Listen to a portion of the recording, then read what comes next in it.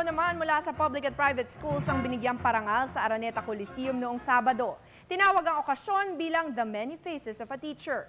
4 na guro ang tumanggap ng mga pangunahing parangal. Ito ay sina Elsa Duran, isang special education teacher mula sa Cotabato, Father Roque Ferriols na nagtuturo ng filosofiya, Ronila Santiago na nagtuturo sa mga katutubo at si Professor Luis Teodoro ng University of the Philippines.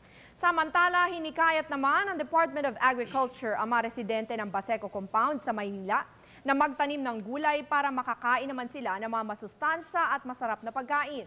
Ang pakikipag-usap ng DA sa mga taga-Baseco ay bahagi ng Hunger Mitigation Program ng Administrasyong Arroyo. At yan po ang kabuuan ng mga maaksyong balita hanggang sa mga oras na ito. Ako po si Vicky Sambilay. Ako naman po si Aljo Bendijo. Dagan kayong salamat dalaga ng Diyos. Ito ang Newswatch, Aksyon Balita, Pilipinas. Patuloy sa pagunlad.